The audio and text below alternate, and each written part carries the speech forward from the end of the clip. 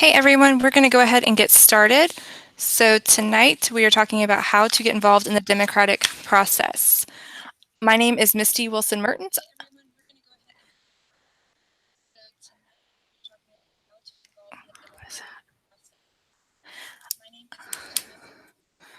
And I am the department chair for social sciences.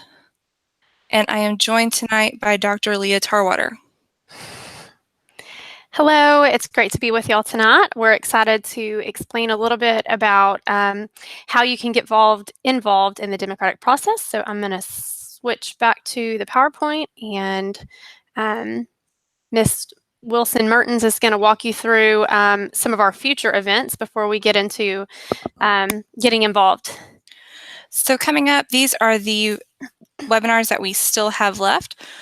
Again, Dr. Tarwater is going to walk us through the Electoral College. We've got an immigration one coming up, one about local elections and the cost of free speech. And we're hoping that you guys would join us to walk the vote or exercise our vote right before the end of early voting. So at the bottom of your screen in the video description, we've given you guys some links. If you want, go ahead and open up a second tab and type those links in or paste those links in. We're going to be using those during this webinar. And I'd also like to say to everybody, happy National Voter Registration Day. I had no idea that that's what today was. Very good.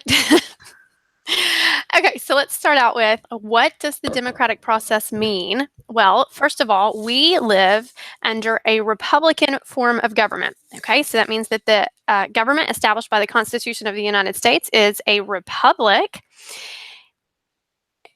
And, thank you, I tried to switch it and it's not on my computer.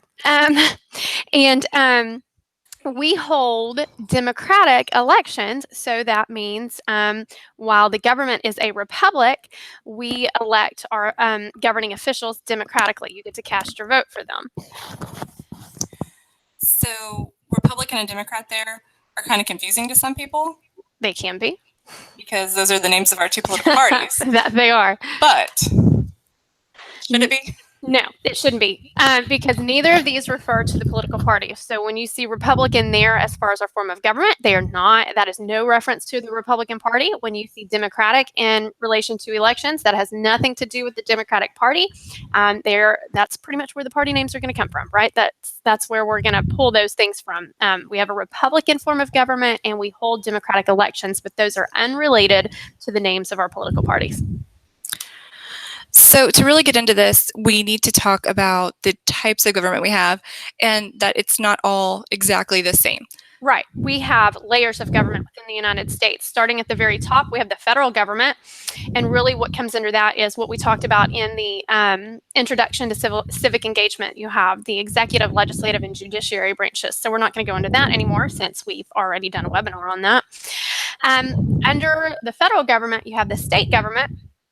And that pretty much consists of the governor, the lieutenant governor, in Texas, the state senate and the Texas House of Representatives, and also the state board of education. So there's more stuff that falls under that, but those are kind of the main players in Texas. The lieutenant governor in Texas actually has a little bit more power, I guess I would say, than maybe a larger role. That might be the best way to say that, than the vice president in the United States. You can see that there's some differences there. Also, talking about the State Board of Education, they play a pretty important role in the public schools in Texas, what's being taught in the schools, how you get your certification as a teacher to teach in Texas public schools, and stuff like that. So all of those fall under the state government. And then we have our local governments. And the local governments would fall under the authority of the state and federal governments. And that would be like your mayor, your city council, your county commissioner, and even your local school board. So why is it important to know the different layers? It's important to know the different layers because if you have a problem and you want to contact an official, an elected official, or a governing official who can help you with that, you kind of need to know which person to contact. So you don't want to contact, the president if there's an issue in your local school. So it's really important to be able to direct who I'm talking to and what I'm asking them about. Again, we talked about this example earlier, but if I'm having a problem with my local dog catcher, I don't call the president. Exactly. I don't think President Trump would answer that phone call. Sorry. Or any of my phone calls, but still. Or any of your, you're not important enough. So I want to contact my representative. The first thing I need to probably know is who they are. Yes, that is a helpful step in that. So an easy way to find out your representatives is by going to this website here, or you can simply type into Google who represents me, and this is going to be the first one that pops up. And it is going to tell you who your congressman is, who your 2 senators are. It's going to tell you your state representative, your state senator, and then your representative on the Texas State Board of Education. And it's also going to link you, I think, right? Oh, did I make that assumption? Doesn't it give you their information? It tells you where to go get it. Yes, there you go. Thank you. And then if you're wanting to know more detailed than that, this website, you can go through usa.gov, and they actually have a link that you can click on to find out your local government. And this it tells you your mayor, city council members. It tells you other members of the city government, and then ways to find them as well. Dr. Tarwater, they're saying that they're having an issue hearing you. They're saying your mic maybe needs to be a little. We'll try that. We'll see if that fixes the problem, Jonathan. Thanks for letting us know. Hopefully. Sorry about that. So knowing your representatives is really, really, really important. But there's a whole lot of them. I mean, each one of us is represented by dozens of people. Not ever thought to count that up before. So we don't expect all of you to memorize this off the top of your head. But you should be able to know where to go to get that information. Where to get the information, because again, if an issue comes up and you want to contact somebody about it, you're going to need either their phone number or their office phone number, clearly, or their email address or an address to send a letter to. And so you need to at least know how to find it. And sure, you could do a Google search of the name, but if you don't know the name, then this is an easy way to find the names of the people that represent you so that you can get in contact with them. So pop quiz, Dr. Tarwater, what is your state board's? State Board of Education? Yes. Sue Melton Malone. I am in District 14 for public education. I don't actually know what the title of that district would be. State Board of Education District. Oh, okay, there you go. So I'm in District 14. So that's my representative. She's from Robinson, Texas. I'm in District 11, so I have Patricia Hardy. And I know nothing about her other than that. I actually think that I had looked up Sue Melton Malone before, and she was, I think she spent like 20 or 30 years in public education. So, and the reason we're talking about this, guys, is because we want you to know that it doesn't matter how much you read and how much you know. Some of this you still have to go look up, and there's no shame in that. No, I mean we know quite a bit about government and our governing officials, but yeah, that's one that I have to look up, and it's okay. It's okay to have to look them up as long as you're willing to, and as long as you know how to find them. All right, so that leads us right into this. You guys are going to go find them. So part of what we're asking you guys to do is find from the Who Represents Me, your congressional district, the name of your state senator, and the name of your Board of Education member. We're not going to ask for this right now unless you guys just want to type it into the box. That'd be awesome. But we want you to have it so that you can fill out the quiz we're going to give you at the end. And that's part of the way you're going to get your points. So it's important. All right. So while y'all do that, we're going to go ahead and move on. Okay, so now that I know who my representative is, or if I'm in the middle of an election season, who the candidate is, how do I know more about who this person is and what they believe in? Well, there's a few ways to find out what the candidates believe in, where they stand on certain issues. Really, the starting point should be the candidate's website. Most candidates' websites are going to have picked some key issues that voters tend to care about, and it's going to give where they stand on those issues. So you can go on there and you can research what the candidates say about important topics in that election. Okay. So these are just two examples, right? Yes. So clearly, one of the big races this election term is for the Senate for Texas, and we have Beto O'Rourke, and he's running against the incumbent Ted Cruz. And so both of these are their websites, and they overlap, so don't let that confuse you. The top left is Beto's campaign website, and what you can see is he lists, and that's just a screenshot of the top of it. A couple of, there's 5 issues there: agriculture, disability rights, economy, education, energy. And if you want to know where he stands on any of those, you can just go to his website. You can click on those, and it will tell you his position on them. On Ted Cruz's website, it's a drop-down menu, so that's not as easy for you to see, but there are issues there such as defending the Constitution, the Second Amendment, securing the border. So you could go to his website and you could see where he stands on those topics. So really the starting point is the candidates themselves and what they've put out there on their website. And then the next step is going to be voting records. So if one of them is an incumbent, like Ted Cruz is this time, you can actually go and look at the voting records for his time during the Senate. And so Actually, you can look at Beto's too, because he was in Congress. Oh, good point. I wasn't even thinking about that. Yeah, so you can actually look at both of their voting records and see, and here's the key, do their voting records line up with what they're saying on their website? Because there are times when they don't. Mm-hmm. And so that's important. Yeah, you go and you look and see what they say, but you also need to do your own research to see if they really mean what they say. If they've already spent time as an elected official, did they back that up? So you can see the website, the top one, Senate.gov is where you can find the voting records in the Senate. Clerk.house, that's where you look for the House of Representatives. And then the bottom one is for the Texas government. So it has it for both the Texas Senate and the Texas House of Representatives. And then, what's next? Just do your own research, right? And I'm not going to talk a whole lot about this because our last webinar was on that. The fake news one, it's really all about media literacy, knowing how to research, knowing what is reputable sources. So things like newspapers, you can go and read news articles from there, and know that they're going to be pretty reliable. And then you can read about speeches in Congress that Beto or Ted Cruz gave, or things that they've said when they've been on the campaign trail. And again, see if that lines up with what's on their website, what they've had to say. It's something that I always like to look up, because this is my thing and I care a lot about it, is who's giving them money. And all of that is publicly available too. At least most of it is. Very, very small donations aren't money from PACs, maybe not always, but usually you can find out who's giving them money, and that's going to help you kind of key into what their main issues are as well. That's a really good point. Follow the money. That tells you a lot about candidates. And if you guys like the fake news webinar we did, it looks like Allegra Davis Hanna is in our audience right now, so you can let her know that she did a great job on that. All right, so. And then the last thing we have there is voters' guides.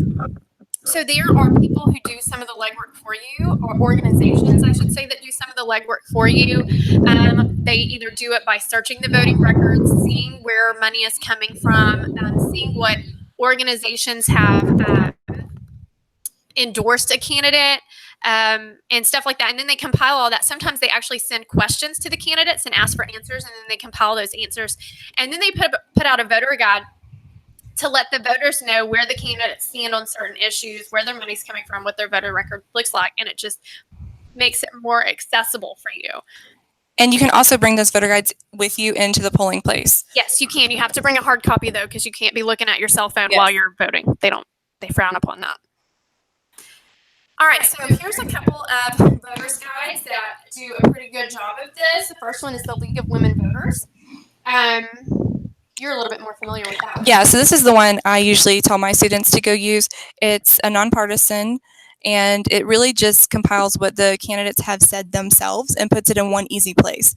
So I can say, oh, I'm going to look up immigration, and it's basically just a chart. And I can see what each and every candidate says about immigration or the economy or whatever my topic is that I'm looking at. Right. Awesome. The next one is the Values Voters Guide. And the organization that puts this together is actually, why did I just forget it? It's Texas Values, I think is the name of it. And so it's organized for values, people who vote their values. And but the way that they compile it is is nonpartisan. In that they depend on other organizations that compile the voting records, compile where the money's coming from, and stuff like that. And actually, if you'll flip it to the next slide, I have an example here for you of what one of theirs looks like. This is my representative in the U.S. Congress, Roger Williams. I live down in Johnson County, so he represents me. And this is only one piece of that, but you can see here they've compiled his voting record while in the legislature, and you can see to the left is the rating by conservatives, and on the right is the rating by liberals. And so these are going to be key topics for conservatives on the left, key topics for liberals on the right, and what percentage of the time he votes on that. How do I even turn that? What percentage of the time he votes, I guess, with conservatives and Ideology. Yes, thank you, with that ideology. And so that it can tell you, it can give you a good idea if they're more conservative leaning or more liberal leaning. They're saying that they still have an echo. Guys, is it the echo on both of us or just with Dr. Tarwater's microphone?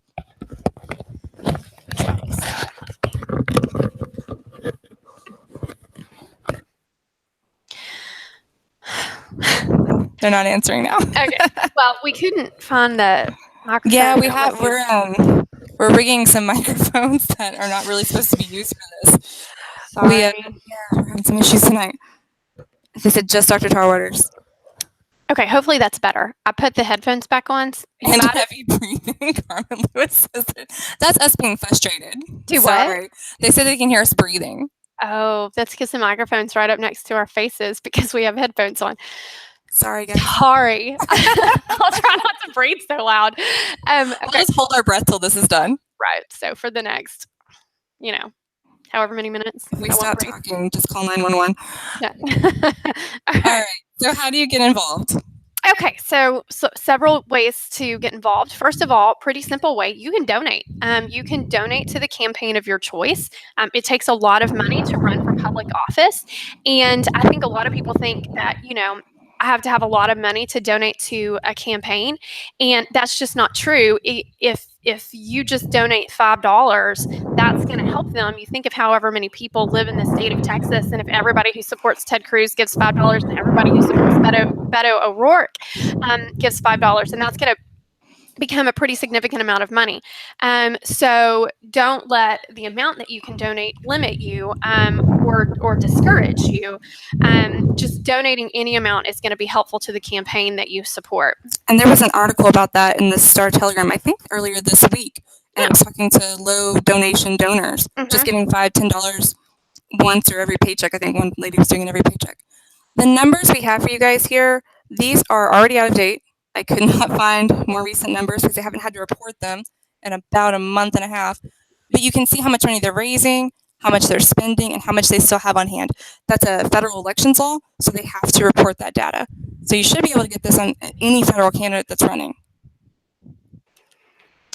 Okay, so the next way that you can support candidates and see, hopefully you'll support me in 2020 when I run for president, you can post yard signs, right? You can stick signs out in your yard so that everybody who drives by your house sees your candidate's name, and maybe they'll want to know more about them and go home and research them. You can put a bumper sticker on your car. So, you're just a moving billboard for that candidate because that gets them more name recognition as people see their name and then become curious about them. So you can do something just as simple as putting a sign out in your yard or putting a sticker on your car.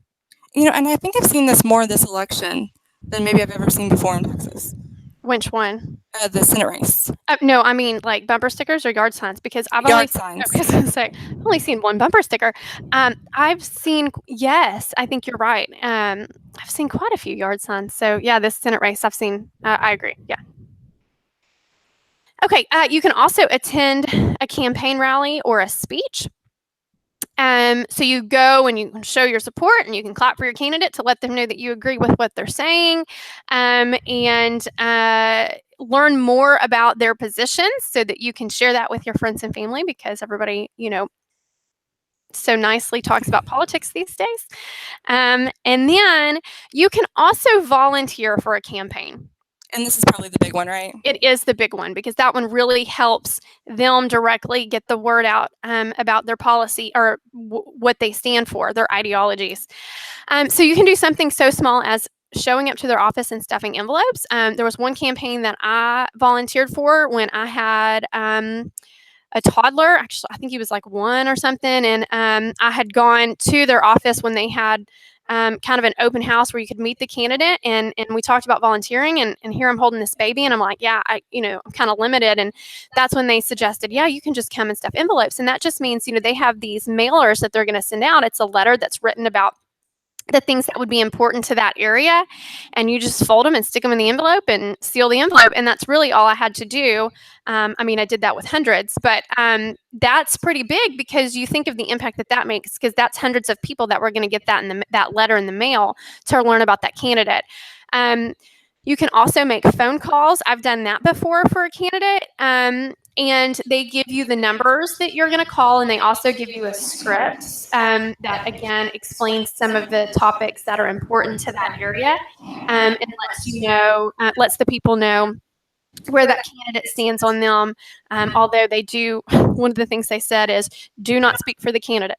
So you do have to be careful when you're speaking to people on the candidate's behalf. You can also block walk.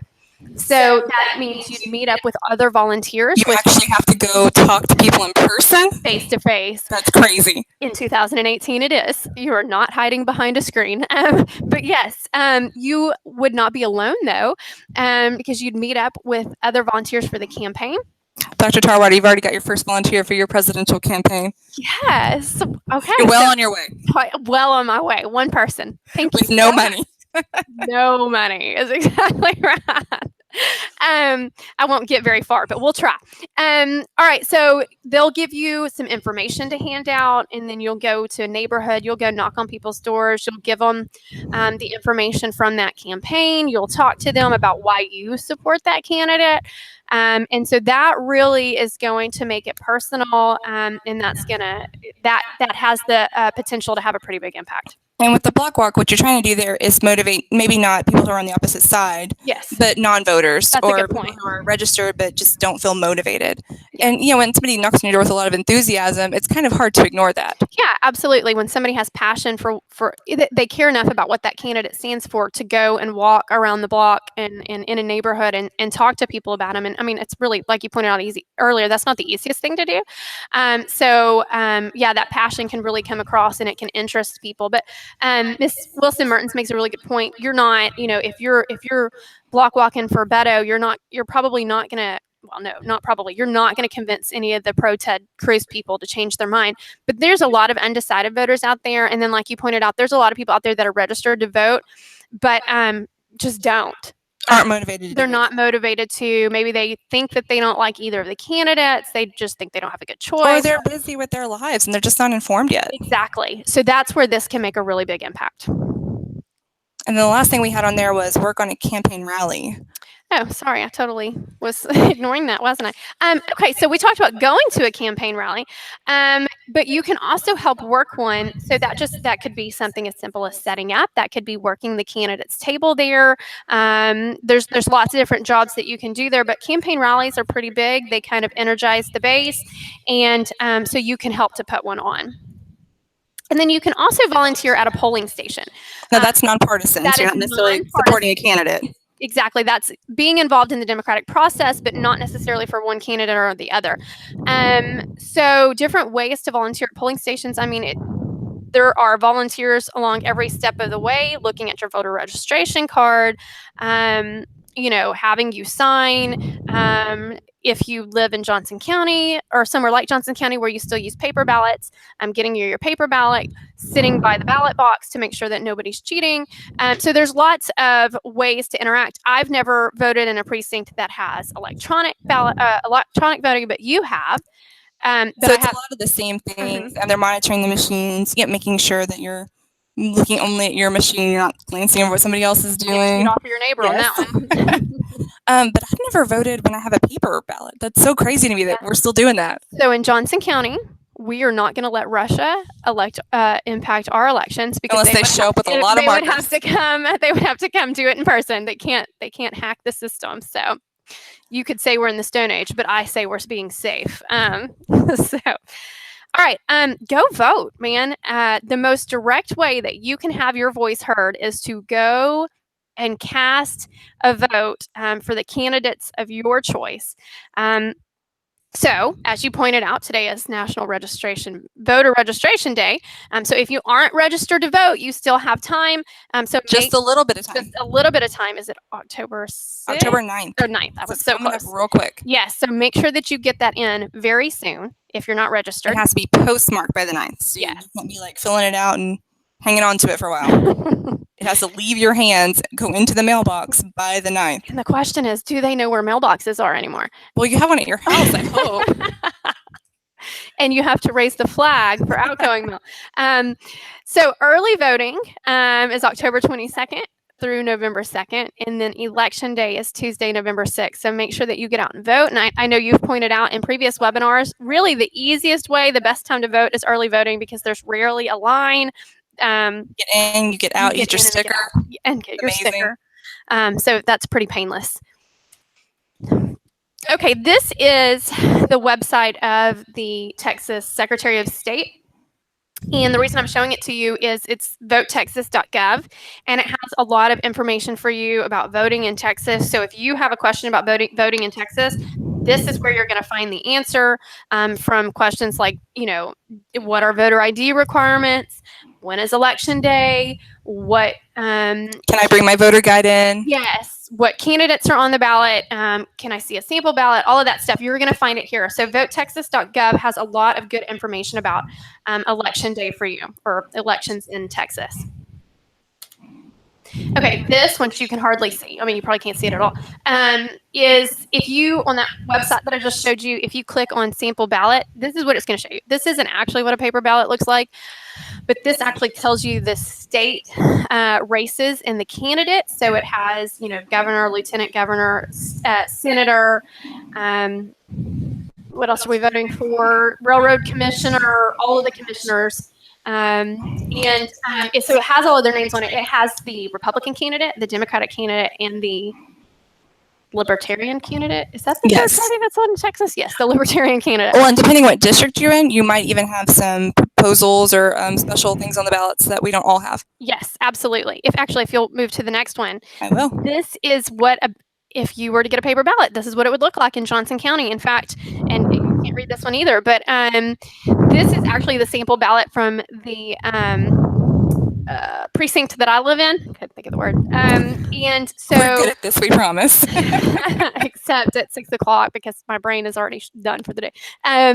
So this is a sample ballot, and you can actually see that there's bubbles there that I would have to fill in with a black marker that they would provide. And it's got all of the state level ones, but it's also got the local elections. So you're talking about your county judge, your county commissioner. And what's interesting for Johnson County is if you look down on the right side ballot, there's only in one area, one bubble and one name. And that's because Johnson County is a really conservative county, and running for all of the county offices are all Republicans. There's not even a Democratic candidate. And so this is where I want to tell you about primaries.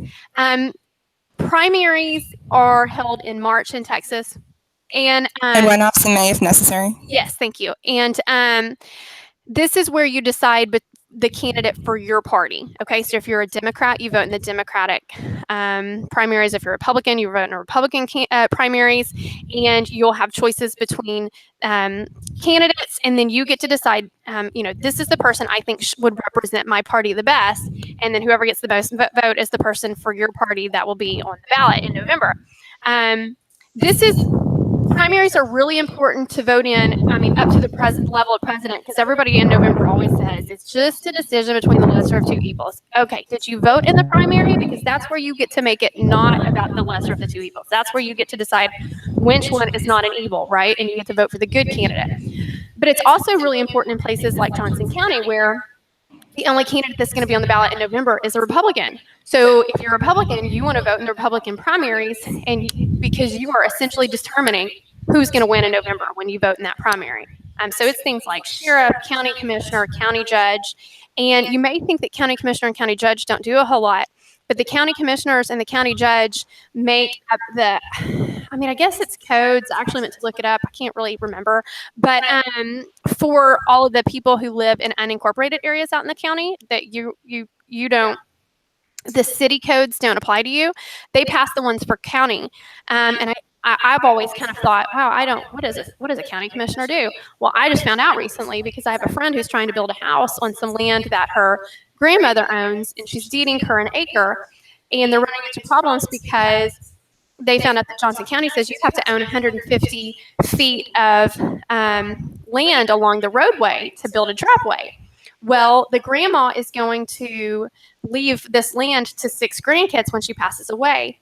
There is not 150 feet times 6 along the roadway. So they're running into a problem as far as how are they going to build a driveway to the road from the part of the property they want to build a house on. And it was the county commissioners and the county judge that made it this way. And so now we're kind of paying attention to something that we hadn't paid attention to before. So when it affects you, you start paying attention.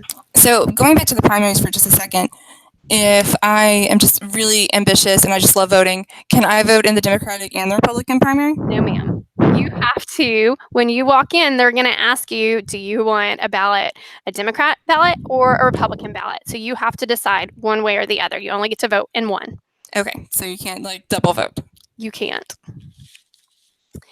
So other than voting, yes, how do we contact and influence our elected officials if we don't have millions of dollars to give them?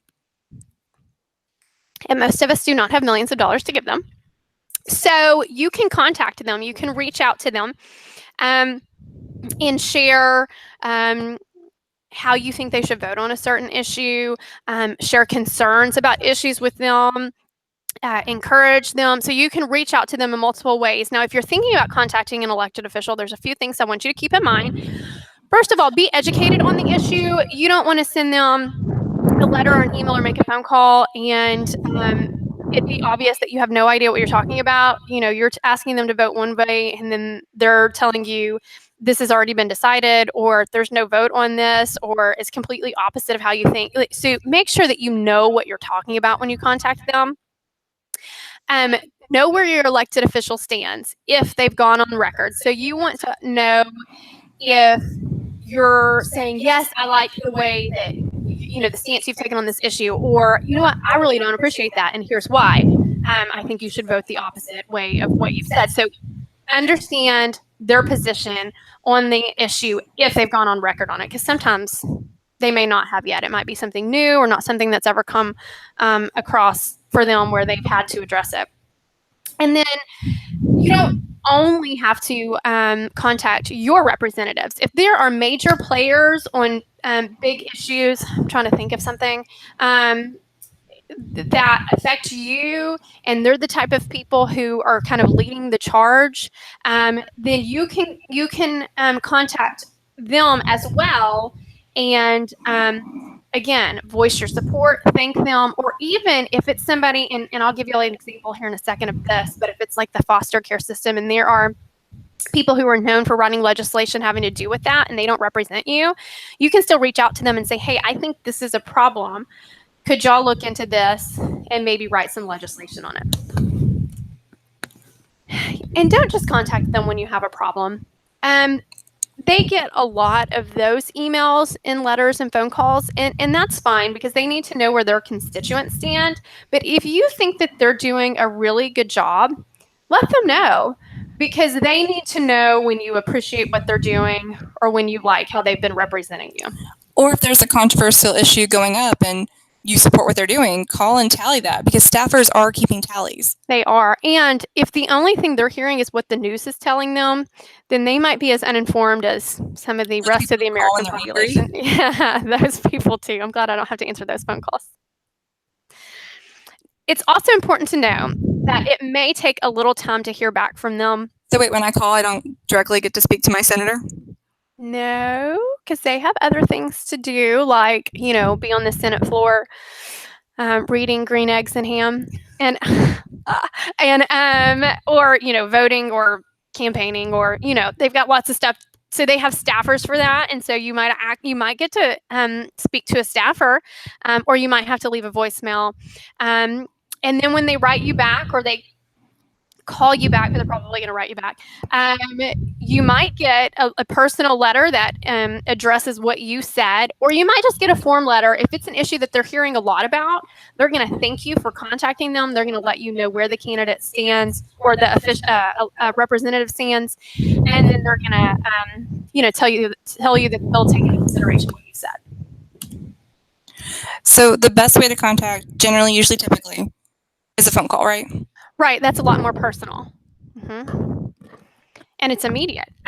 So here is a script that, is that already in the?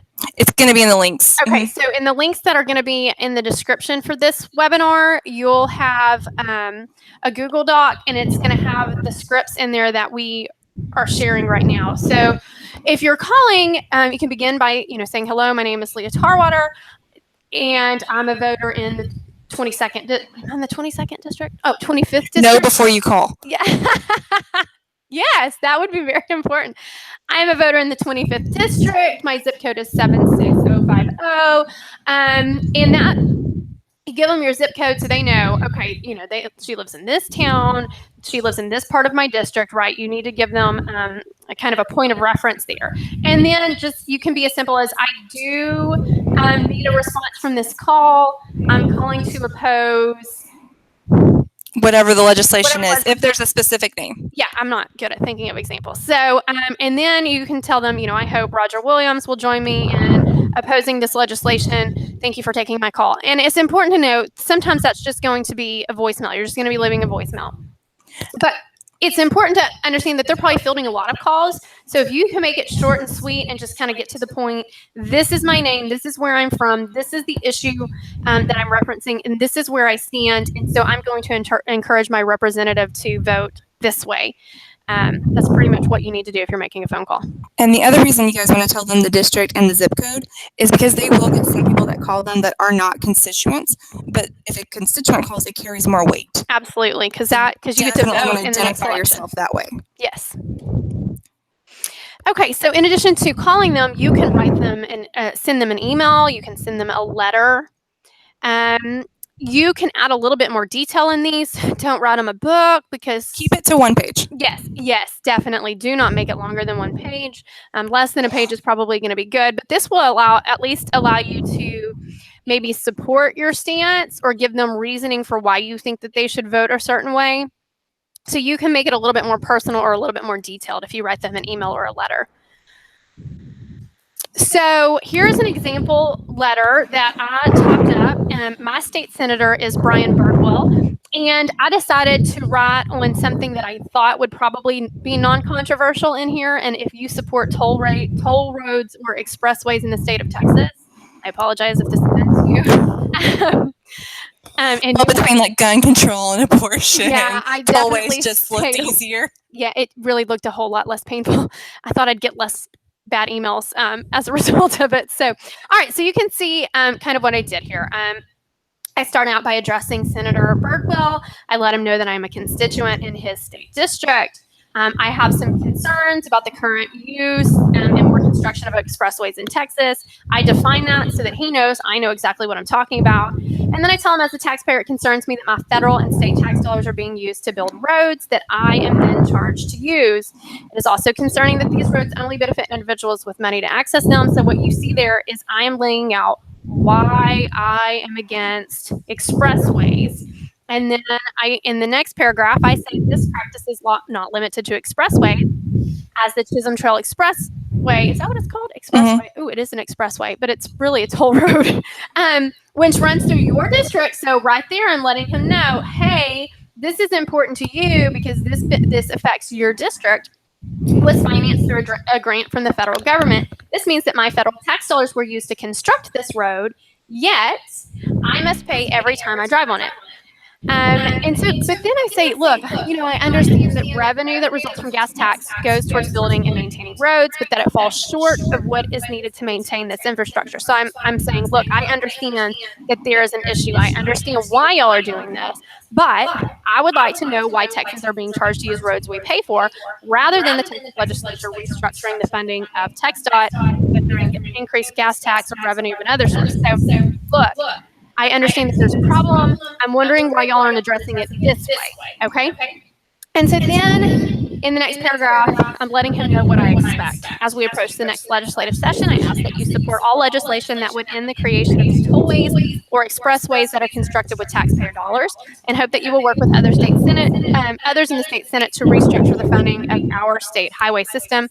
Then I thank him for his time, let him know I look forward to hearing from his office, because it won't be him writing me back. It will be one of his staffers. So how'd that go? Yeah. So I actually thought, you know what, I'm going to send this to him to get a response, and to show y'all what his response looks like. But then I thought, you know what, before I do that, I'm going to make sure I'm educated on this topic. I already knew the structure of like how they were funding them and stuff. But I thought, first of all, actually, I'm going to see where he stands on toll roads and expressways in Texas. So I Googled it, and he's not gone on record. I couldn't find that. But in that research, what I found was, I don't need to send this letter, because the state legislature has already addressed this. In the last legislative session, when they were trying to increase funding to TxDOT, they moved money over from somewhere. I think it might have been the rainy day fund. I can't really remember for sure, but they moved money over, and in the legislation that moved that money to TxDOT, it actually specifically stated that money could not be used to build toll roads. So if I had sent him this letter, his staffer would have had to waste their time telling me, thank you for your email, Dr. Tarwater, but this has already been addressed. So make sure that you are educated on the topic. Now, I only wrote it because, I actually don't want to have to pay to drive on roads that I've already paid for, but I wrote it for your benefit. She was going to send it so we could get the response for this webinar to show you guys what a form letter looks like. Yes, definitely. And so, but you can see, if I hadn't have educated myself on it, then it would have... they would have said, bless your heart, and sent you a very nice form letter back. That's exactly what they would have done. And a staffer would have been really annoyed. But hey, I didn't do it. Okay, but I have in the past contacted State Senator Connie Burton about an issue. She's not my state senator, but I worked with her before, brought her to the Trinity River campus where her and her challenger, Libby Willis, both spoke. And so I kind of knew who she was. She kind of knew me. And so I reached out to her on an issue that affected some friends of mine who fostered a little boy, and they had 5 children of their own. And the little boy was going to go to his great grandmother. But usually, if he was ever placed back in foster care, the previous foster family would get custody of him if there was room in their home. Well, what happened to my friends David and Krista is that they found out that they were pregnant. And the state law in Texas says that you can have, if you're going to foster, you can have no more than 6 children under the age of 18 in your house. Well, they were about to have their 6th child, so that would mean that they wouldn't be able to get him back. The thing is, 2 of those kids were teenagers. One was almost a teenager. So of their 5 kids, soon to be 6, of their 5, 3 of them were over the age of 10. Only 2 were younger. So it's not like they were all under the age of 10. The teenagers could actually help. So I reached out to Senator Burton and said, hey, look, this is the issue. I don't think that should be a hard cap. I think that this should be flexible. Like, they should assess the situation and go, oh, those teenagers are actually helpful, rather than if they were all little kids, we can make an exception here. So what you see in front of you now is the email that I got back from her office. And so they're telling me that this is her local office. So she's telling me that they've forwarded my email to their policy team in Austin. They agree that there should be exceptions to this hard cap for families like this. And so they would be adding it to their list of legislative priorities for that next legislative session. And I also, in my email to her, said, can you tell me the major players, the representatives and state senators who work on legislation having to do with the foster care system often, so that we can also reach out to them. So you can see she sends me a list of those names so that we can reach out to these individuals as well. So this is an example of an email that is a personal response to what I have contacted them with and how they plan to address that. So I think that was all we had for you guys tonight. That's it. So we want to remind you again, because it's National Voter Registration Day, go get Register. registered to vote. Yes. And then once you're registered, You have to actually you vote. have to actually vote. Go vote. Yeah. So in the description for the video, after we close this out, give me about 5 minutes and I will put the link in there for you guys to click on that and get credit. If you fill out that whole survey before tomorrow night, the 26th at 7 p.m., you'll get credit through that link. If you are after that point in time watching this video recorded, talk to your instructor about how you get credit for watching. And do your best to write your class number and section number, because it's really hard if you don't for your instructor to find you if they're teaching a lot of classes. Especially if you have a super common name. Yeah. If your name is Sam Jones, please tell me which section you're in. All right, well, thank you guys for coming. We really appreciate it. And we will have another one of these next week over immigration. Yes, ma'am. Look forward to it. Topics. Super Thank easy. y'all.